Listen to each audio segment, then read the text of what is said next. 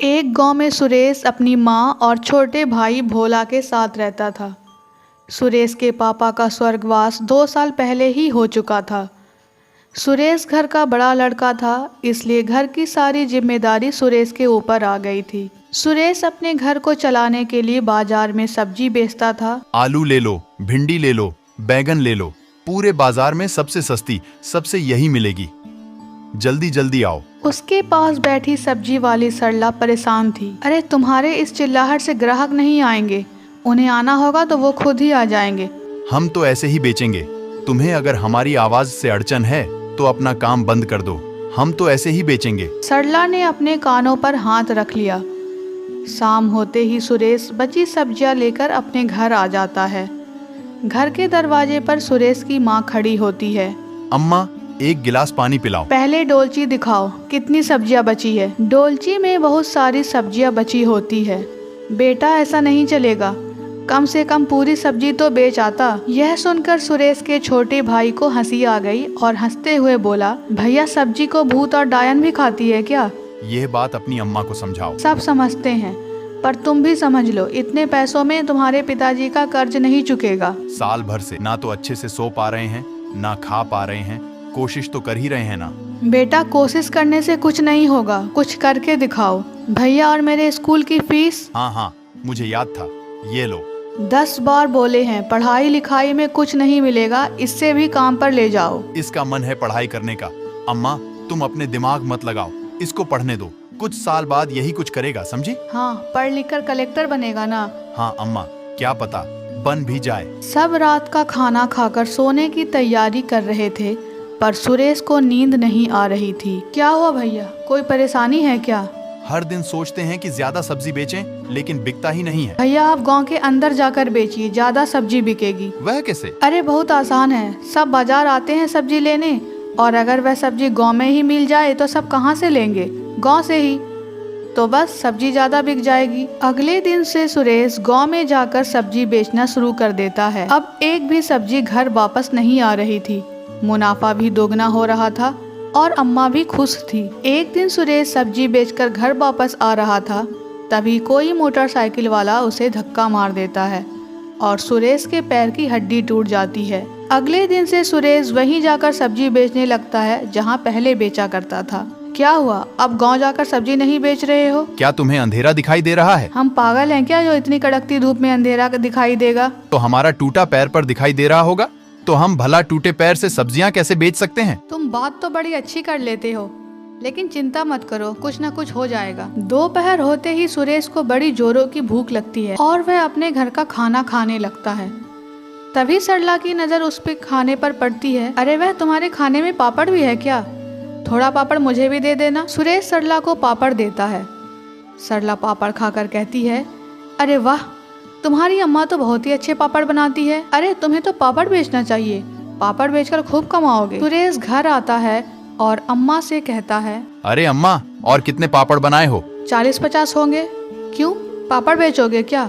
हाँ देखो, अब मैं सब्जी का धंधा कुछ अच्छा खास चल नहीं रहा, पापड़ बेच कर देखते हैं। आज सरला ने बहुत तारीफ की थी तुम्हारे पापड़ की। सुरेश अगले दिन कुछ पापड़ पकाकर ले गया और कुछ पापड़ कच्चा ही ले गया। उसने सब्जी के साथ पापड़ भी रख दिए। अरे भैया यह क्या है? पापड़ है तानिक, एक बार टेस्ट करके देखिए। पापड़ खाकर औरत उस पापड़ की बहुत ही तारीफ करती है। कितना अच्छा पापड़ है, हमको 10 पापड़ दे दो, घर वालों को भी खिलाएंगे। अगर घर वालों को पसंद आएगा तो और भी लेकर जाएंगे। जो कोई भी सब्जी लेने सुरेश के पास आता, वह उसे पापड़ भी टेस्ट कराता, और जो एक बार सुरेश के पापड़ का स्वाद चख लेता, वह पापड़ लेकर ही जाता। सुरेश का पापड़ 1 ही घंटे में पूरा बिक गया। सुरेश घर जाने लगा। अरे बहुत समय है घर जाने में, इतनी जल्दी क्यों जा रहे हो? सुरेश हंसते हुए कहता है, पापड़ बनाने। घर आते ही अम्मा बची सब्जी देखकर सुरेश पर चिल्लाने लगी, ये क्या है, आज सब्जी बेचने गए भी थे या नहीं गए थे? सब्जी सारी यहीं रखी है तो इतने सारे पैसे कहाँ से आए? आपके पापड़ बेचकर। और भी पापड़ के ऑर्डर हैं, अब से बनाने लग जाओ। पूरा परिवार पापड़ बनाने में जुट जाता है और अगले दिन सुरेश के पास लोगों की भीड़ जुट जाती है। अरे तुमसे जो पापड़ लिया था वह हमारी बेटी को देखने के लिए लड़के वाले आए थे ना, हमने उन्हें खिलाया। उन्हें हमारी लड़की के साथ साथ आपके पापड़ भी बहुत पसंद आए हैं। ग्राहक बहुत ही ज़्यादा हो गए थे पर पापड़ खत्म हो गए। अगले दिन के लिए सुरेश को पापड़ के ऑर्डर मिले।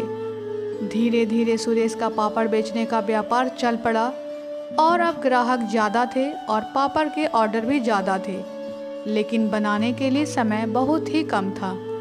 एक दिन सुरेश के ठेले पर एक सेठ आया। सुरेश तुम ही हो? हाँ हम ही हैं, लेकिन पापड़ खत्म हो गए हैं। अगर और पापड़ चाहिए तो ऑर्डर देना होगा। 10,000 पापड़ का ऑर्डर ले लो। इतने सारे पापड़ों का ऑर्डर देखकर सुरेश के कान खड़े हो गए। इतने सारे पापड़ों का ऑर्डर देखकर सुरेश के कान खड़े हो गए और वह मन में बोलने लगा, इतने ज़्यादा पापड़ का ऑर्डर, इतने में तो हमारे सारे कर्ज चुक जाएंगे। सुरेश लालच में आकर हाँ बोल देता है, देखो पापड़ हम बड़े बड़े शहरों में बेचने वाले हैं, तो अच्छा बनाना होगा। हाँ हाँ हो जाएगा। पूरा परिवार अब पापड़ बनाने में जुट जाता है। पूरी रात पापड़ बनाने के बाद भी 1,000 पापड़ नहीं बन पाए। भैया इतना ऑर्डर क्यों ले लिया है आपने? हमारा तो हाथ अकड़ गया, ऊपर से नींद भी आ रही है। हमें पता था कि नहीं होगा, इसलिए हमने पापड़ बनाने की मशीन लाई है अपनी पूरी पूंजी लगाकर।